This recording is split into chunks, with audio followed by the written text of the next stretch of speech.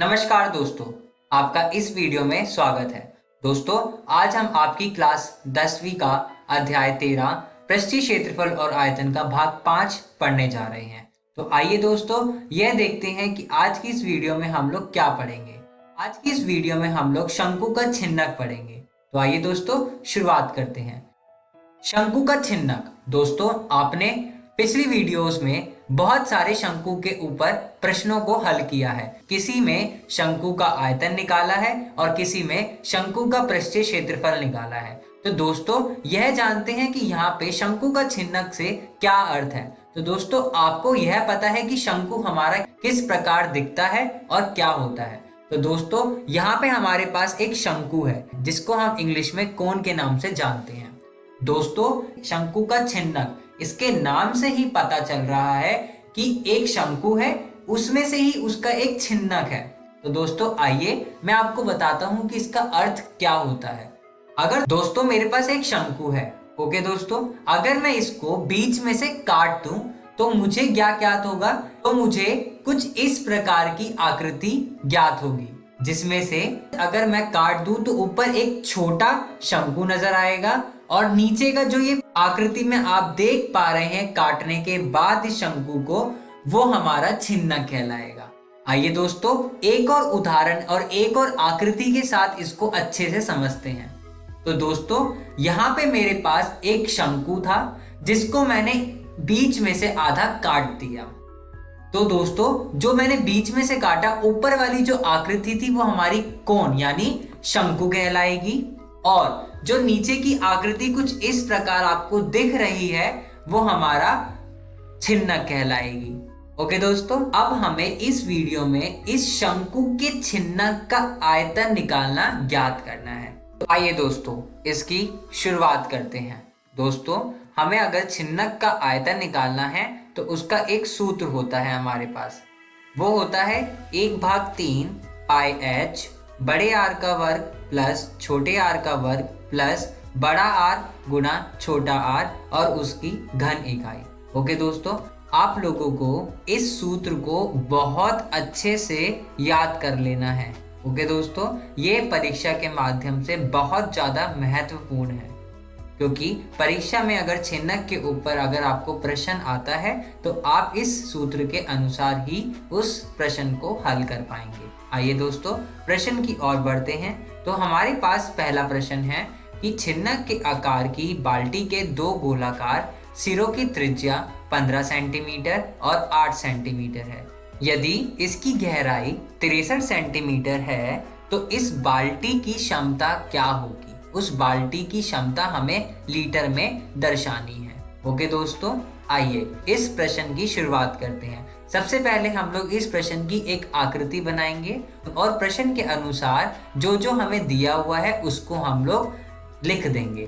तो दोस्तों, इस प्रश्न की आकृति कुछ इस प्रकार बनेगी। हमारे पास एक बाल्टी है जिसमें दो गोलाकार सिरों की त्रिज्या 15 सेंटीमीटर है और एक सिरे की त्रिज्या 8 सेंटीमीटर है और उसकी गहराई 63 सेंटीमीटर है। ओके दोस्तों, जैसा प्रश्न में दिया था हम लोगों ने उसकी आकृति में वही चीज बना दी है। आइए दोस्तों, एक बारी और देख ले कि हमें क्या क्या दिया हुआ है। बड़ा आर हमें दिया हुआ है 15 सेंटीमीटर, छोटा आर हमें दिया हुआ है 8 सेंटीमीटर और एच यानी हाइट ऊंचाई हमें दी हुई है 63 सेंटीमीटर। ओके दोस्तों, अब और हमें पाए का मान दिया हुआ है 22/7। तो दोस्तों, छिन्नक का आयतन क्या होता है? जैसा कि मैंने आपको बताया, उसका सूत्र होता है 1/3 पाई h बड़े आर का वर्ग प्लस छोटे आर का वर्ग प्लस बड़ा आर गुना छोटा आर और उसकी घन इकाई। ओके दोस्तों, जब हमने इस सूत्र के अंदर इनके मानों को रखा तो हमारे पास आया 1/3 गुना 22/7 गुना 63 यानी जो हमारी ऊंचाई थी वो, गुना बड़े आर का वर्ग, जो हमारे पास बड़ा आर है वो है 15 का वर्ग प्लस छोटे आर का वर्ग यानी 8 का वर्ग प्लस बड़ा आर यानी 15 गुना छोटा आर यानी 8 और उसकी घन इकाई। ओके दोस्तों, जब हमने इसको हल किया तो हमारे पास आया 1/3 22/7 गुना 63, 15 का वर्ग हुआ 225 प्लस 8 का वर्ग हुआ 64 प्लस 15 गुना 8 हुआ 120। इन तीनों को जोड़ने के बाद हमारे पास आया 1/3 गुना 22/7 गुना 63 गुना 409 और उसकी घन इकाई। ओके दोस्तों, अब हमने इस 3 से इस 63 को काटा तो हमारे पास आया 21। अब हमने इस 7 से इस 21 को काटा तो हमारे पास आया 3। जब हमने इसको गुना करके हल किया तो हमारे पास बचा 22 गुना 3 गुना 409 और उसकी घन इकाई। तीनों को गुना करने के बाद हमारे पास आया 26,994 सेंटीमीटर घन। ओके दोस्तों, आइए अब हमें दोस्तों प्रश्न में दिया हुआ था कि इसकी क्षमता निकालनी है, वो भी लीटर में, लेकिन हमारे पास अभी तक जो क्षमता आई है इसकी वो आई है हमारे पास सेंटीमीटर में। तो हमें सेंटीमीटर क्यूब को लीटर में बदलना पड़ेगा। तो दोस्तों सेंटीमीटर क्यूब को अगर हम लीटर में बदलेंगे तो हमें यह पता है कि 1 सेंटीमीटर में 1000 सेंटीमीटर क्यूब होता है। तो दोस्तों जो कि 1000 सेंटीमीटर क्यूब बराबर होता है 1 लीटर के। तो दोस्तों हमें 26,994 सेंटीमीटर क्यूब के लिए उस 1000 से उसे भाग करना पड़ेगा। जब हमने इसको 1000 से भाग किया तो हमारे पास आया 26.994 लीटर। ओके दोस्तों, तो हमारे पास इस बाल्टी की क्षमता आई 26.994 लीटर। ओके दोस्तों, आइए प्रश्न दूसरे की शुरुआत करते हैं। प्रश्न 2 क्या कह रहा है? पानी पीने वाला एक गिलास 14 सेंटीमीटर ऊंचाई वाले एक शंकु के छिन्नक के आकार का है। दोनों वृत्ताकार सिरों के व्यास 4 सेंटीमीटर और 2 सेंटीमीटर है। हमें इस गिलास की धारिता ज्ञात करनी है। आइए दोस्तों इस प्रश्न को आकृति के माध्यम से और अच्छे से समझते हैं।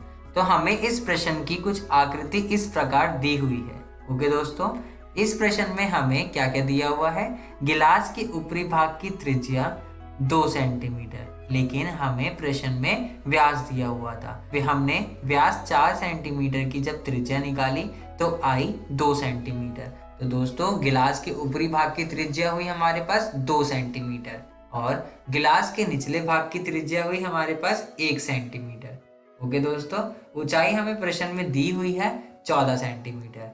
तो दोस्तों गिलास की धारिता हम लोग किस प्रकार निकाल सकते हैं? अगर हम छिन्नक का आयतन निकाल दे तो हमारे पास गिलास की धारिता आ जाएगी। ओके दोस्तों, आइए शुरुआत करते हैं। इस प्रश्न में गिलास की धारिता जो है वो बराबर है छिन्नक के आयतन के।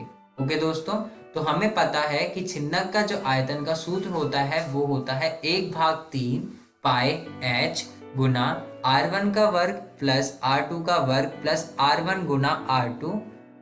ओके दोस्तों, अब हमने इसके अगले पड़ाव में इस सूत्र के अंदर मान रखे। जब हमने इसके अंदर मान रखा तो हमारे पास आया 1/3 गुना 22/7 गुना 14, 2 का वर्ग प्लस 1 का वर्ग प्लस 2 गुना 1। ओके दोस्तों, जब हमने इसको हल किया तो हमारे पास आया 1/3 गुना 22/7 गुना 14 और इन सबको हल करने के बाद आया 7। ओके दोस्तों, आगे जब हमने इसको हल किया तो हमारे पास आया 1/3 गुना 22 गुना 14 जो कि बराबर हुआ 308/3।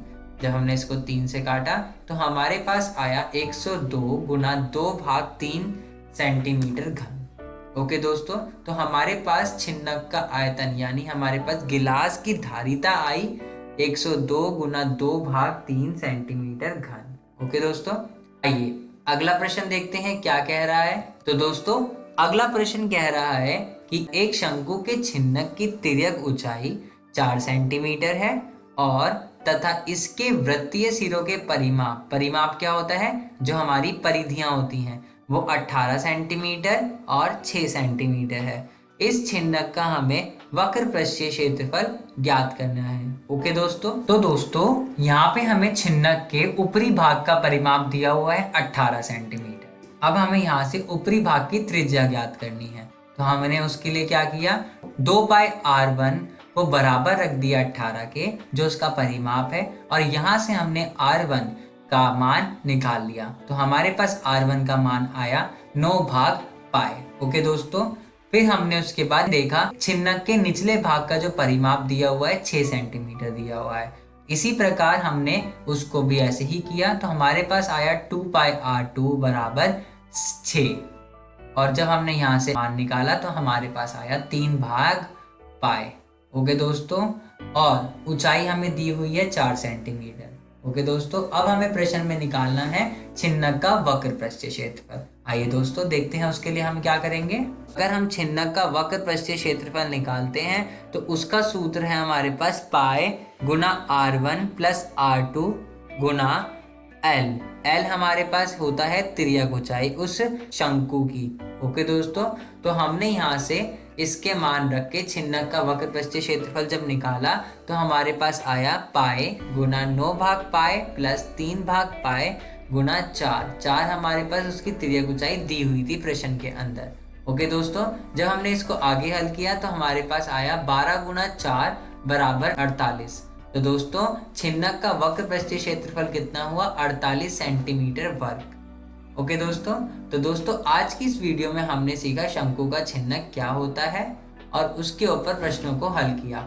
अगली वीडियो में दोस्तों इस अध्याय का हम लोग प्रैक्टिस क्वेश्चंस को हल करेंगे। ओके दोस्तों, अगर आपको और भी अतिरिक्त प्रश्नों को हल करना है तो आप अपनी कक्षा 10वीं की NCERT पुस्तक का भी प्रयोग कर सकते हैं। ओके दोस्तों, धन्यवाद दोस्तों।